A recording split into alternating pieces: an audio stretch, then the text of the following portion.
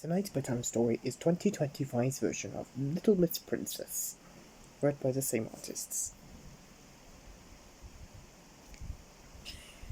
Little Miss Princess's father was a king, and her mother was a queen, which, as I am sure you know, meant that Miss Princess was a princess. And because she was a princess, she lived in a castle with turrets and a moat, a very big castle. And because she was a princess, she had lots of people to do everything for her.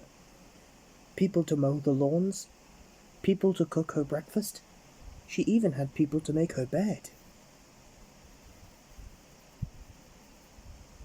And you would imagine that this would have made her rude and spoiled. But she was a kind and generous and good-hearted princess.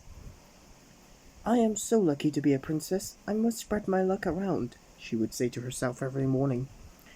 And she did this by trying to help people. She sent a chef to cook meals for Miss Sunshine when she heard that Miss Sunshine had the flu. When she overheard Mr. Busy complaining how busy he was, she sent a gardener to mow his lawn. And she sent a maid to Miss Neat's house when she heard that Miss Neat had worn out her mop. All of this was very useful and everyone was very grateful, but Miss Princess did not feel that she was really doing anything to help.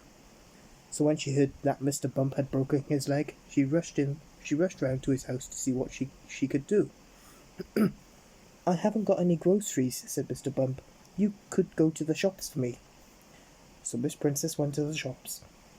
But because she was a princess, she had never been shopping.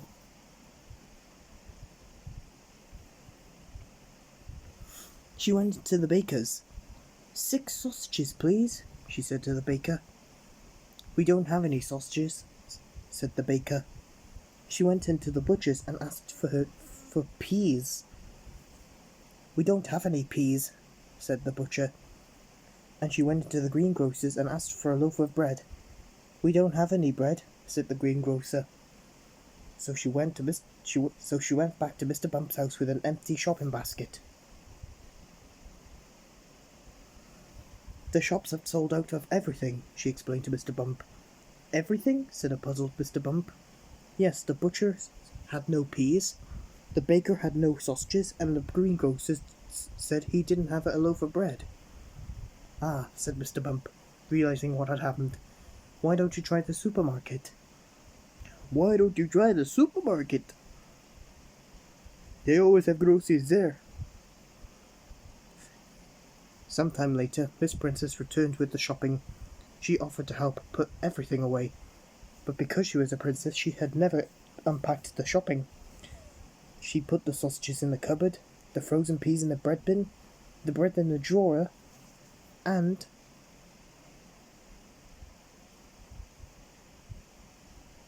after she had put the shopping away, Miss Princess offered to clean Mr. Bump's house, but because she was a princess, she had never cleaned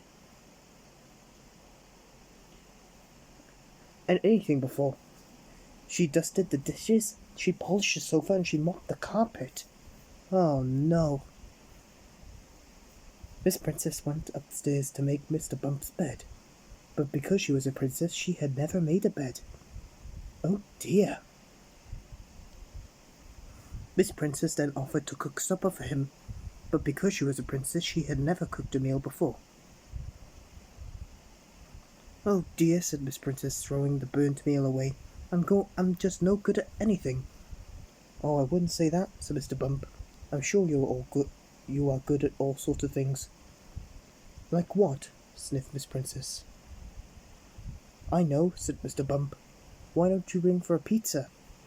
"What will that prove?" asked Miss Princess. "Well," said Mr. Bump, "you are very good at giving orders." Time for our top 10.